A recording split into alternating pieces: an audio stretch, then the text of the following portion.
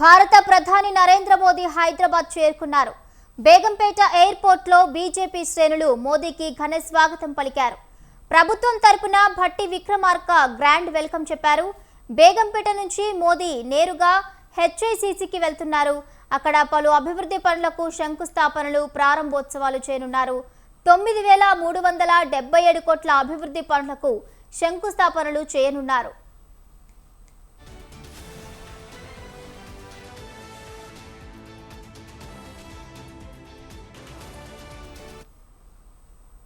హెచ్ఐసిసిలో అభివృద్ధి పనులకు మోదీ శ్రీకారం చుట్టనున్నారు.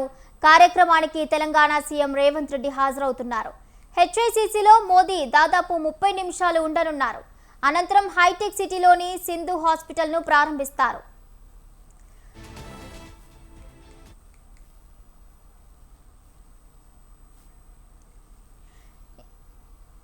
ఇక ఇదే అంశానికి సంబంధించి పూర్తి అప్డేట్స్ మా ప్రతినిధి సవిన్ అందిస్తారు. సవిన్, భారత ప్రధానమంత్రి నరేంద్ర మోడీ కొద్దిసేపటి క్రితమే హైదరాబాద్కు చేరుకున్నారు. ప్రధానంగా బేగంపేట విమానాశ్రయంలో బీజేపీ నేతలతో పాటు రాష్ట్ర ప్రభుత్వం తరపున డిప్యూటీ సీఎం భట్టి విక్రమార్క స్వాగతం పలికారు. కొద్దిసేపటి క్రితమే బేగంపేట విమానాశ్రయం నుంచి హెచ్ఐసిసికి చేరుకున్నారు. హెచ్ఐసిసిలో కేంద్ర ప్రభుత్వ నిధులతో చేపట్టినటువంటి పలు ప్రాజెక్టులకు శంకుస్థాపనతో పాటు అభివృద్ధి కార్యక్రమాలు ప్రారంభోత్సవాలు, వీటికి సంబంధించినటువంటి అభివృద్ధి కార్యక్రమాలను చేపట్టబోతున్నారు. దాదాపు 9,400 కోట్ల రూపాయల విలువైన పనులకు శ్రీకారం చుడుతున్నామంటూ ఇప్పటికే కేంద్ర ప్రభుత్వం స్పష్టం చేసింది. అయితే బీజేపీ కేంద్రంలో మూడవసారి అధికారంలోకి వచ్చిన తర్వాత 2024లో బీజేపీ అధికారంలోకి వచ్చిన తర్వాత తొలిసారిగా నరేంద్ర మోడీ తెలంగాణ పర్యటనకు వచ్చారు. తెలంగాణ రాజధాని హైదరాబాద్ నగరంలో ఈరోజు సాయంత్రం 6:15 సికింద్రాబాద్ పరేడ్ గ్రౌండ్స్ వేదికగా బీజేపీ భారీ బహిరంగ సభ నిర్వహించబోతోంది. ఈ భారీ బహిరంగ సభను ఉద్దేశించి ప్రధానమంత్రి నరేంద్ర మోడీ ప్రసంగించబోతున్నారు. ప్రధానంగా దక్షిణాది రాష్ట్రాలపై ఫోకస్ పెట్టినటువంటి బీజేపీ హైదరాబాద్ను కూడా, అంటే తెలంగాణను ప్రత్యేక కేటగిరీగా తీసుకుంది. ఈరోజు ఉదయం బెంగళూరులో, కర్ణాటక రాజధాని బెంగళూరులో బహిరంగ సభలో పాల్గొన్న మోడీ ఈరోజు మధ్యాహ్నం తర్వాత తెలంగాణ పర్యటనకు వచ్చారు. ప్రధానంగా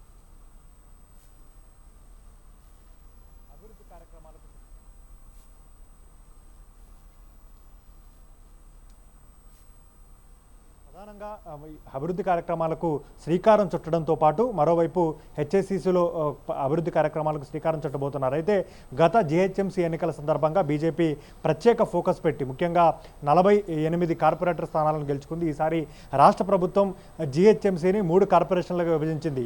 greater Hyderabad municipal corporation, Malkajgiri, అదేవిధంగా సైబరాబాద్ మున్సిపల్ కార్పొరేషన్లుగా విభజించింది. కాబట్టి త్వరలోనే గ్రేటర్ హైదరాబాద్ పరిధిలో మున్సిపల్ ఎన్నికలు జరగబోతున్నాయి. కాబట్టి మరోసారి ప్రత్యేకంగా స్పెషల్ ఫోకస్ పెట్టేందుకే మోడీ పర్యటన ఎంచుకున్నారంటూ బీజేపీ వర్గాలు చెప్తున్న పరిస్థితి మనకు కనపడుతోంది. ఇటీవల జరిగినటువంటి 5 రాష్ట్రాల అసెంబ్లీ ఎన్నికల్లో 3 రాష్ట్రాల్లో, ప్రధానంగా వెస్ట్ బెంగాల్లో తొలిసారి బీజేపీ అధికారంలోకి వచ్చింది. మరోవైపు అస్సాంలో మూడోసారి అధికారాన్ని నిలబెట్టుకుంది. పుదుచ్చేరిలో అక్కడ ఉన్నటువంటి స్థానిక పార్టీ, ప్రాంతీయ పార్టీగా ఉన్నటువంటి ఏఐఎన్ఆర్సీతో కలిసి అధికారంలోకి వచ్చింది. ఇక మిగిలిన రాష్ట్రం తెలంగాణ.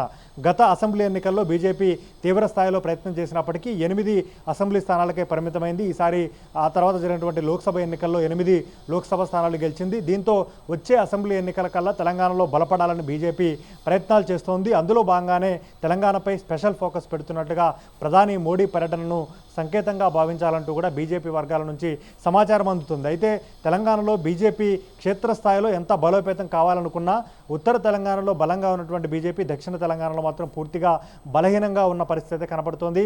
మరోవైపు తెలంగాణలో ఉన్నటువంటి బీజేపీ నేతల మధ్య 8 మంది ఎమ్మెల్యేలు ఉంటే 8 మంది ఎమ్మెల్యేల మధ్య అనైక్యత ఉంది, అసంతృప్తి ఉంది, వర్గ విభేదాలు ఉన్నాయి.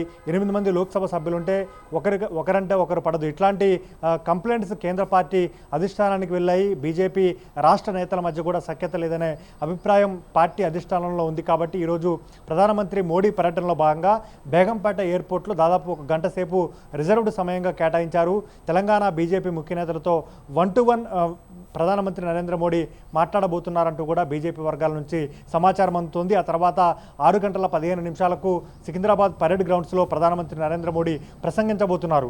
మూడోసారి కేంద్రంలో అధికారంలోకి వచ్చిన తర్వాత మోడీ తొలి పర్యటన తెలంగాణలో జరుపుతున్నారు కాబట్టి మోడీ ప్రసంగం ఏ విధంగా ఉండబోతోంది అనేది ప్రధానంగా ఇక్కడ మనం చూడాల్సి ఉంటుంది. ఏ అంశాలపై మాట్లాడతారు? ఒకవైపు తెలంగాణలో కాంగ్రెస్ పార్టీ అధికారంలో ఉంది. కాంగ్రెస్ అధికారంలోకి వచ్చి 2.5 ఏళ్లు పూర్తవుతోంది.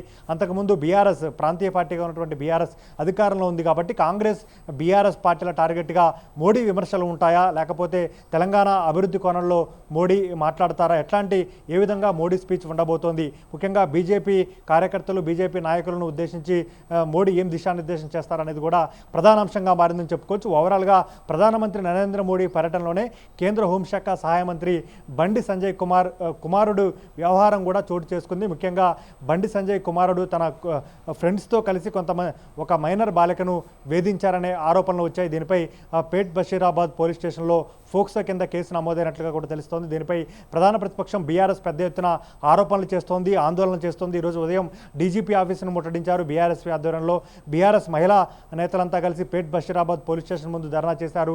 అదేవిధంగా కేటీఆర్ ట్వీట్ చేశారు. మరోవైపు బీఆర్ఎస్ పార్టీ నేతలంతా కేంద్ర మంత్రి పదవి నుంచి బండి సంజయ్ని బర్తరఫ్ చేయాలంటూ డిమాండ్ చేస్తున్న పరిస్థితి కూడా మనకు ఒకవైపు కనపడుతోంది. బండి సంజయ్ని బర్తరఫ్ చేసి ప్రధానమంత్రి నరేంద్ర మోడీ తెలంగాణ ప్రజలకు క్షమాపణ చెప్పిన తర్వాతే తెలంగాణ గడ్డపై ప్రసంగించాలంటూ కూడా బీఆర్ఎస్ పార్టీ డిమాండ్ చేస్తున్న పరిస్థితి మనకు కనబడుతుంది. మరోవైపు కాంగ్రెస్ పార్టీ కూడా తెలంగాణలో అధికారంలో ఉన్నటువంటి కాంగ్రెస్ పార్టీ కూడా మోడీ పర్యటనను వ్యతిరేకిస్తూ యూత్ కాంగ్రెస్ ఆధ్వర్యంలో పోస్టర్లు ఏర్పాటు చేసిన పరిస్థితి కూడా మనకు కనబడుతుంది. ఓవరాల్గా నరేంద్ర మోడీ పర్యటన అత్యంత రాజకీయ ప్రాధాన్యతతో సంతరించుకుందని చెప్పుకోవచ్చు. ఇక AP deputy CM Pawan Kalyan సైతం ప్రస్తుతం హైదరాబాద్లోనే ఉన్నారు. గత కొద్ది రోజులుగా ఆయన హైదరాబాద్లో విశ్రాంతి తీసుకుంటున్నారు. ఈ నేపథ్యంలో మోడీ పవన్ కళ్యాణ్ ఇంటికి వెళ్ళి పవన్ కళ్యాణ్ను పరామర్శిస్తారనే ప్రచారం కూడా జరుగుతోంది. ఇప్పటి వరకు అధికారికంగా ఖరారు కాలేదు. ఇక ఏపీ సీఎం చంద్రబాబు నాయుడు, రాష్ట్ర మంత్రి నారా లోకేష్ కూడా హైదరాబాద్ నివాసంలోనే ఉన్నారు కాబట్టి పవన్ కళ్యాణ్ను పరామర్శించిన తర్వాత ఏపీ సీఎం చంద్రబాబు నాయుడు నివాసానికి వెళ్తారంటూ కూడా ప్రచారం జరుగుతోంది. ఒకవేళ వెళ్తే కనుక ఖచ్చితంగా ఇది రాజకీయ ప్రాధాన్యత కూడుకున్నదని చెప్పుకోవచ్చు. ఒకవైపు ఏపీలో టీడీపీ, బీజేపీ, జనసేన కూటమి అధికారంలో ఉంది. ఇక తెలంగాణలో కూడా రాబోయే ఎన్నికల్లో టీడీపీ, బీజేపీ, జనసేన కూటమిగా ఏర్పడి ఎన్నికల్లో పోటీ చేస్తారనే ప్రచారం పెద్ద ఎత్తున జరుగుతుంది. దీనికి సంబంధించి పొలిటికల్గా ఇది ఒక డెవలప్మెంట్ అయిన విషయంగా మనం భావించాల్సి ఉంటుందని చెప్పుకోవచ్చు. ఓవరాల్గా ప్రధానమంత్రి నరేంద్ర మోడీ మాత్రం హైదరాబాద్ పర్యటన కొంత రాజకీయ ప్రాధాన్యత, మరోవైపు అభివృద్ధి కార్యక్రమాలు, అదేవిధంగా సాయంత్రం 6:15 జరిగే బహిరంగ సభలో మోడీ ప్రసంగం ఎవరి టార్గెట్గా ఏ కోణంలో ఉంటుందనేది కూడా ప్రధాన అంశంగా మనం చూసుకోవచ్చు. Right, thank you సవిన్, thank you for the updates.